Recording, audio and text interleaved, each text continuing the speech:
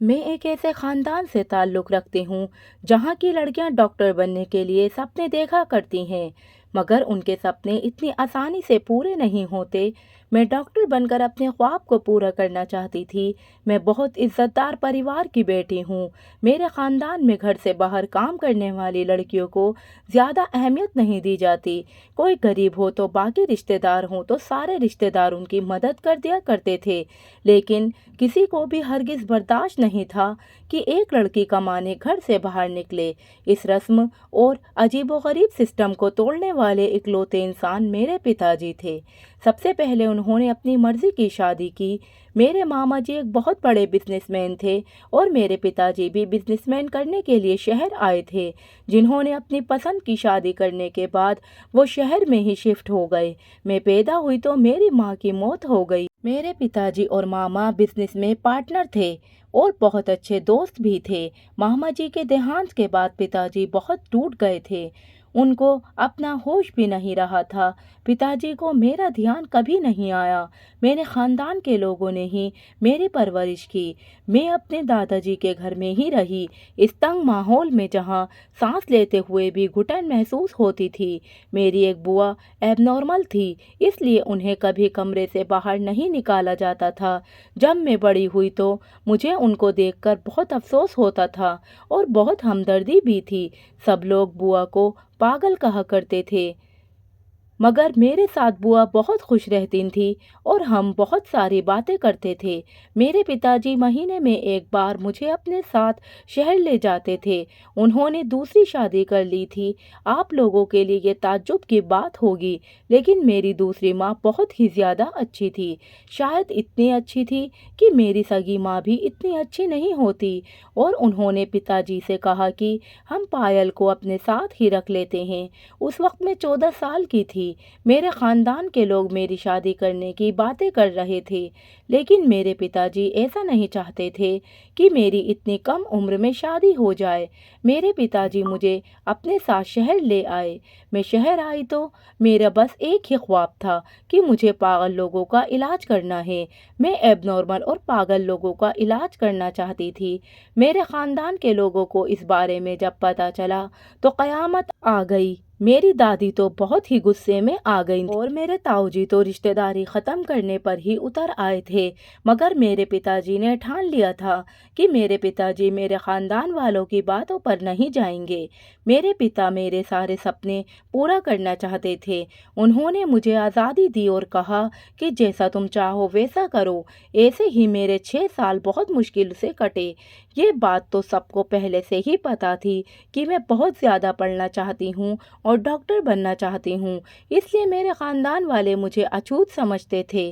कोई भी मुझसे बात नहीं करना चाहता था, ना ही किसी को मेरी कोई परवाह थी, लेकिन फिर भी मैं अपने मकसद में कामयाब होना चाहती थी। मैंने अपनी कोशिश जारी रखी, यहाँ तक कि मैंने अपनी मंजिल को पा लिया। आज मैं अपने मुकाम तक पहुँच चुकी हूँ। मेरी उम्र 28 साल है और अब मैं डॉक्टर बन चुकी हूँ।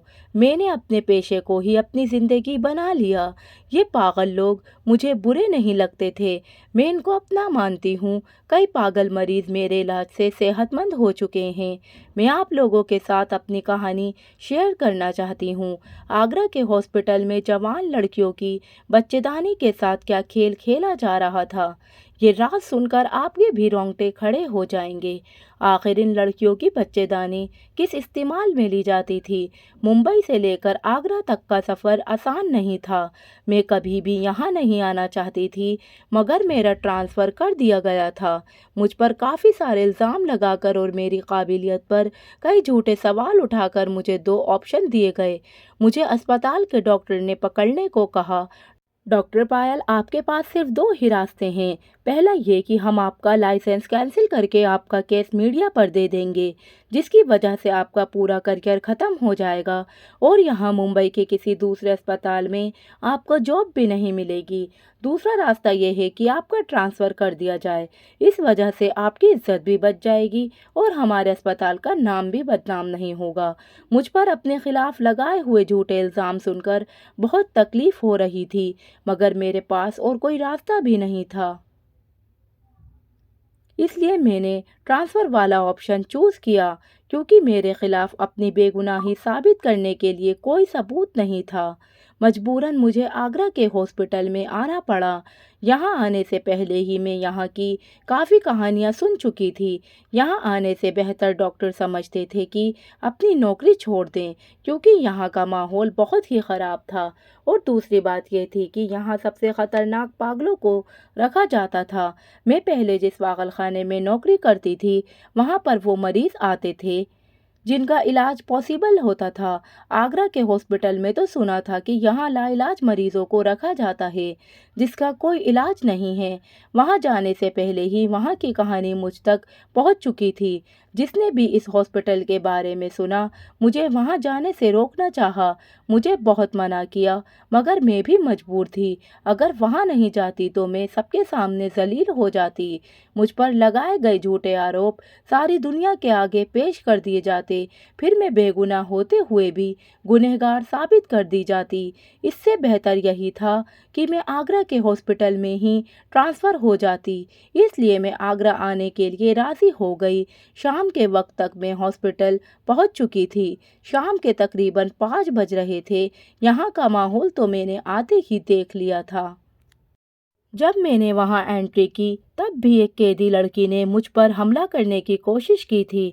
मैं उसी वक्त समझ गई थी कि मेरा यहाँ बहुत मुश्किल वक्त गुजरने वाला है। मैंने जाते ही अपना चार्ज संभाल लिया।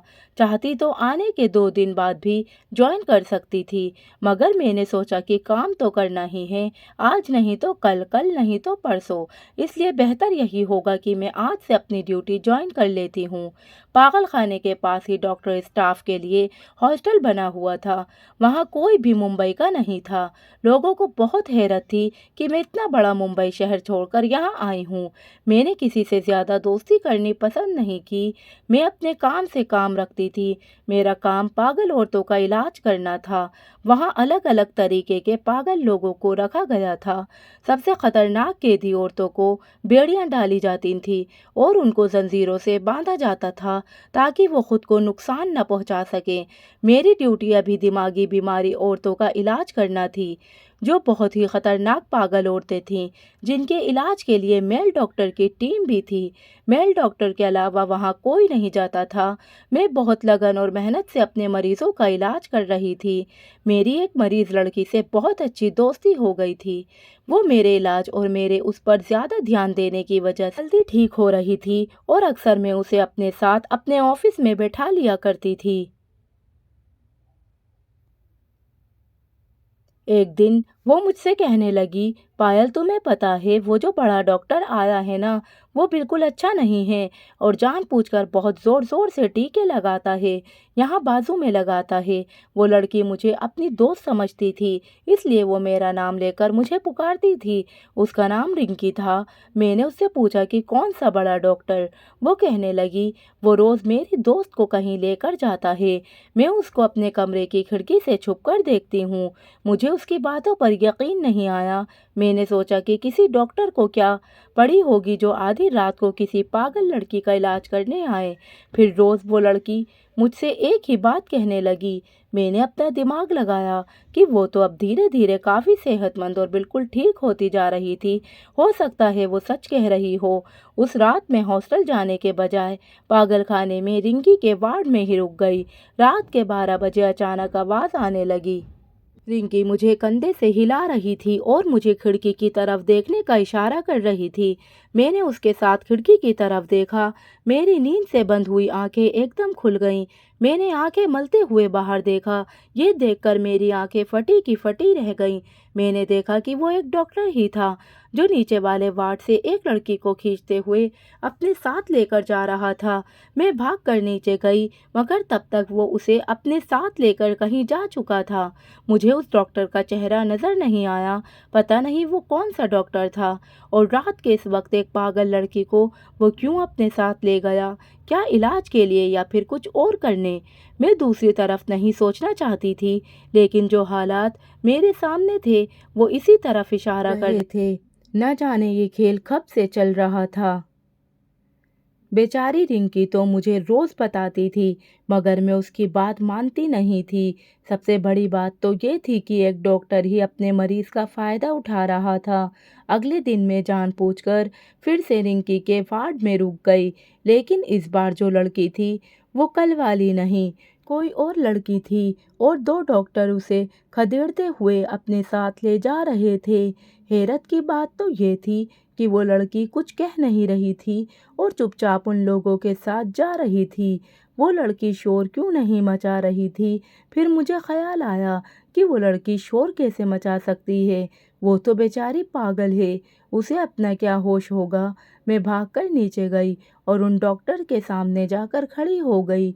मैंने डॉक्टर से कहा, रात के इस वक्त आप लोग इस लड़की को कहाँ लेकर जा रहे हैं? वो दोनों मुझे देखकर घबरा गए। डॉक्टर शुक्ला, जो कि सीनियर डॉक्टर थे, वो कहने लगे कि हम डॉक्टर हैं तो इलाज के लिए ही लेकर जाएंगे ना। वो मेरे सामने उस लड़की को अपने साथ लेके चले गए। वो सीनियर डॉक्टर थे, इसलिए मैं उनको देखकर चुप हो गई। कई रातों तक ये सिलसिला ऐसे ही चलता रहा। मैं यही देखती कि वही सीनियर डॉक्टर अपने साथ एक डॉक्टर को लाता और अपने साथ किसी न किसी पागल औरत को ले जाता।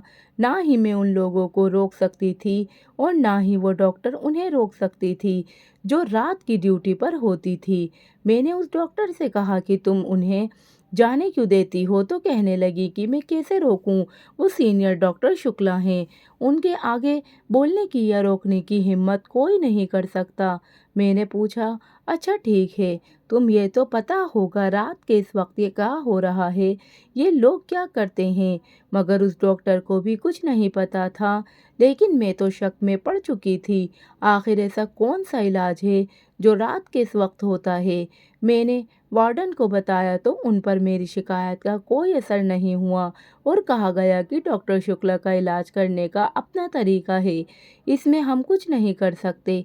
किसी को कोई फिक्र नहीं थी कि वो लड़की बहुत ज़्यादा पागल थी, लेकिन उस लड़की की भी अपनी कोई इज्जत थी। ऐसे कैसे कोई भी उसे बाजू पकड़ कर ले जाएगा? मुझे बहुत बुरा लग रहा था। मेरा दिल बार बार कह रहा था मुझे लड़कियों के लिए कुछ करना चाहिए। मैंने एक एप्लीकेशन लिखी कि मेरी ड्यूटी इस वार्ड में ही लगा दी जाए, लेकिन उस पर से साफ इनकार हो गया।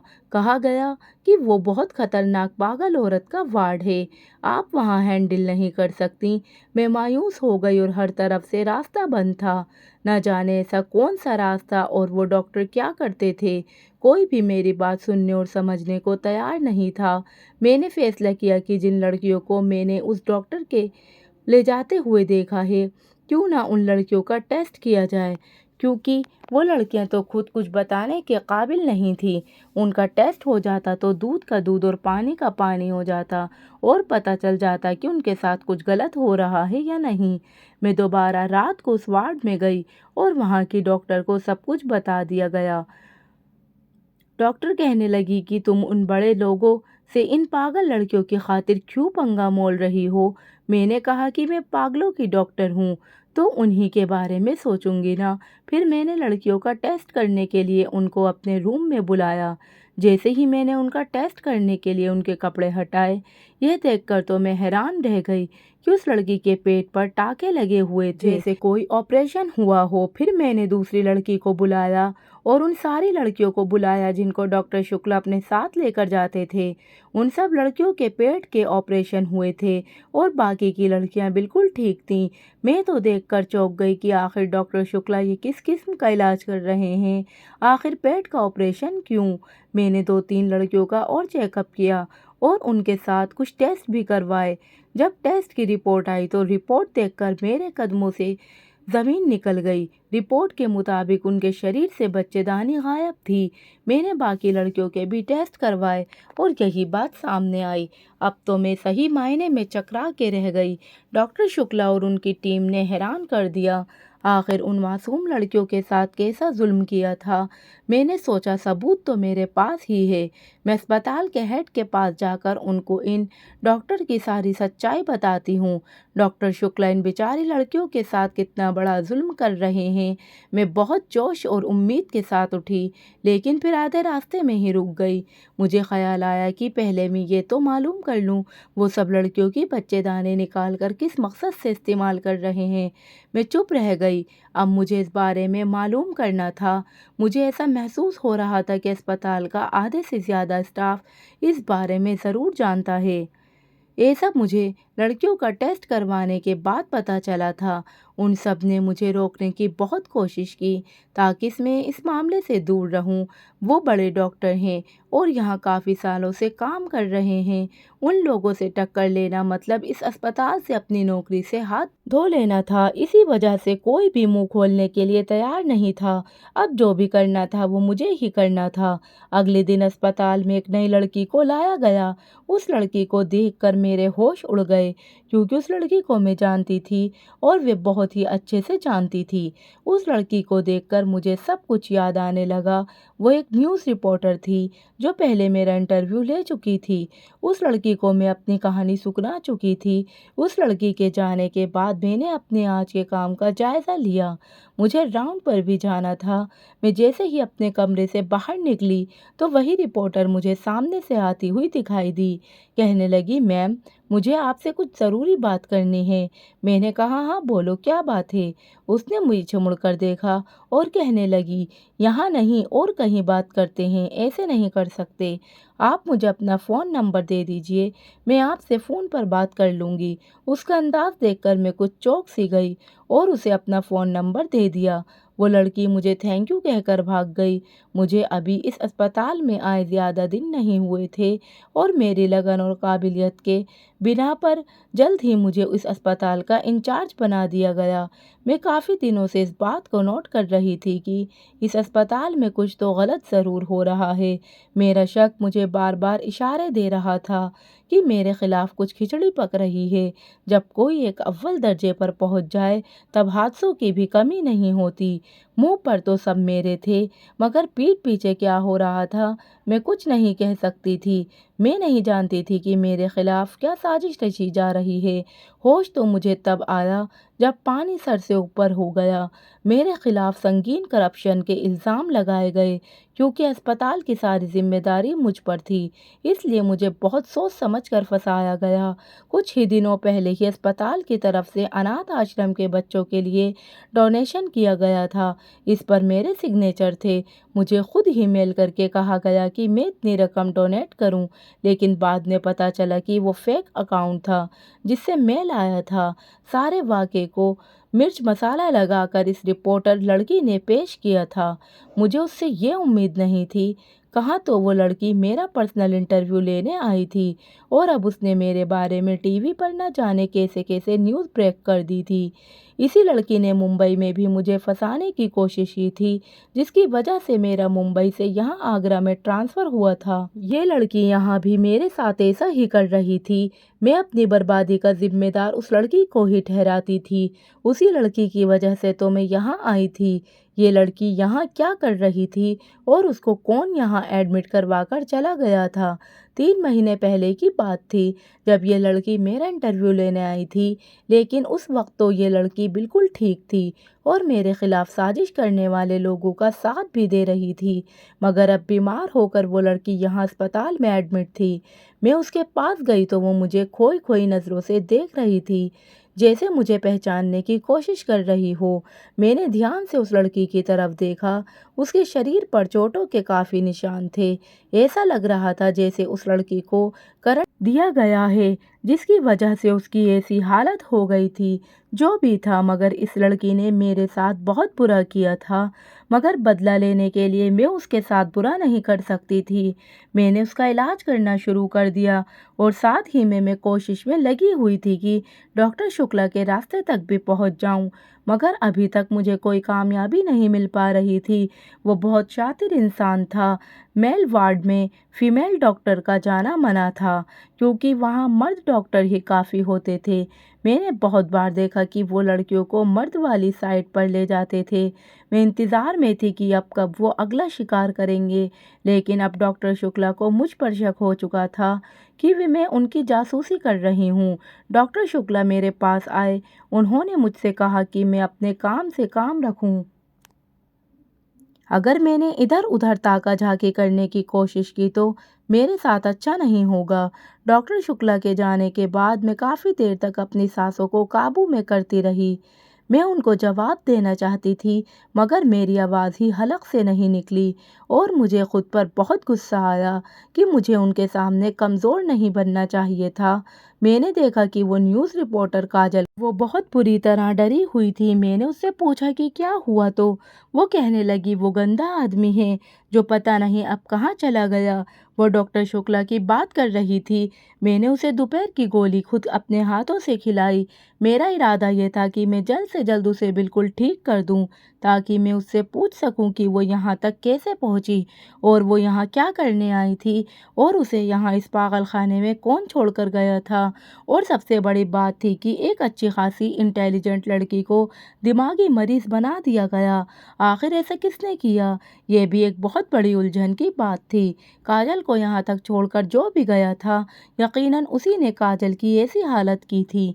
मैंने रजिस्टर चेक किया तो देखा कि रिश्तेदार वाली जगह पर मित्र लिखा हुआ था, यानी उसका कोई दोस्त उसे यहाँ छोड़कर गया था। काजल की दिमागी हालत अब ठीक होने लगी थी। इलाज चलते रहने की वजह से वो पहले से काफ़ी ज़्यादा ठीक हो गई थी, मगर जब तक वो पूरी तरह से ठीक नहीं हो जाती, तब तक कोई फ़ायदा नहीं था। मैंने पूरे महीने काजल पर खूब मेहनत की और आज वो दिन भी आ चुका था जिस दिन काजल पूरी तरह से ठीक हो गई। मैंने काजल से पूछा कि तुम यहाँ पर कैसे? तो वो कहने लगी कि मैंने आपके साथ बहुत बुरा किया, इसलिए मुझे मेरे किए की सज़ा मिल गई। मेरा काम तो आपको पता ही है, मैं रिपोर्टिंग करती हूँ। मुझे पूरे शहर के पागलखाने की मालूमात लेनी थी और वीडियो बनानी थी।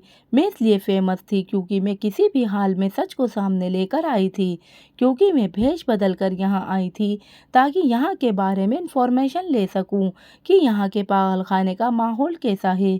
मैं 10 दिन यहाँ पर रुकी और इन 10 दिनों में मुझे यहाँ की बहुत सी अजीब बातें पता चलीं। यहाँ पागल मर्दों के शरीर से अलग अलग किस्म के ऑर्गन्स निकालकर उन पर एक्सपेरिमेंट किया जाता है और तो और पागल औरतों के शरीर से बच्चेदानी भी निकाली जाती है। मैंने सब रिकॉर्ड किया हुआ था और मेरे पास सबूत भी है। मैं वापस गई और अपने चैनल में मालिक को बताया। उन्होंने वो सारे सबूत मुझसे ले लिए और मुझसे कहा कि ये सारा सच वो मौके पर ही सबको सामने लेकर आएंगे। फिर मुझे आपका इंटरव्यू लेना था और हालात का जायज़ा लेने का मौका दिया गया। जिस पागलखाने में मैं आप पहले काम किया करती थी, मैं वहाँ पर भी भेष बदल कर रही थी, मगर वहाँ पर ऐसा वैसा कुछ गलत नहीं हो रहा था। उस समय मैं आपको यहाँ के बारे में भी बताना चाहती थी, इसलिए आपका नंबर लिया। मैंने चैनल वालों को सब बता दिया था, मगर ये क्या, मैं तो दंग रह गई। मुझसे कहा गया कि मैं आपके खिलाफ एक शो करूं, वरना मुझे नौकरी से निकाल दिया जाएगा। मैंने अपनी नौकरी बचाने की खातिर आप पर झूठे इल्ज़ाम लगा दिए। मैंने जो कुछ भी किया अपने चैनल वालों के कहने में आकर किया। बाद में मुझे एहसास हो गया कि आपके खिलाफ आपके ही 1-2 डॉक्टर्स ने मुझे भी इन सब में इस्तेमाल किया।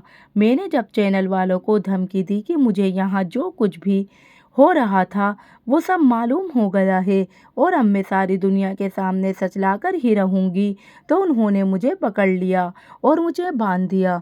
मेरी याददाश्त मिटाने के लिए वो लोग रोज़ मुझे करंट दिया करते थे और यहाँ पर मुझे मेरा पति ही छोड़कर गया था। मेरा पति मुझे यहाँ पैसों के लालच में छोड़ गया। मेरा नसीब अच्छा था या मेरी खुशकिस्मती थी कि यहाँ पर मुझे आप जैसी डॉक्टर मिली जिसने मुझे पहले की तरह बिल्कुल ठीक कर दिया। काजल की कहानी सुनकर मुझे बहुत दुख हुआ। मैंने उसे बताया कि मैं आजकल डॉक्टर शुक्ला के पीछे हूँ।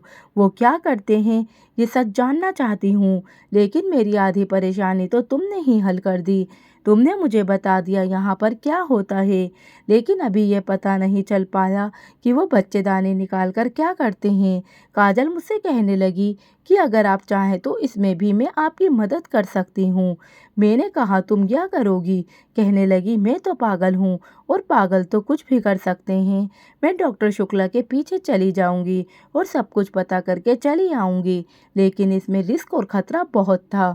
मैं काजल की जान को खतरे में नहीं डाल सकती थी, चाहे कुछ भी हो जाए, क्योंकि काजल पहले भी काफ़ी नुकसान उठा चुकी थी। अब मैं ऐसा कुछ नहीं चाहती थी। अब मेरे पास एक और बहुत अच्छा प्लान था।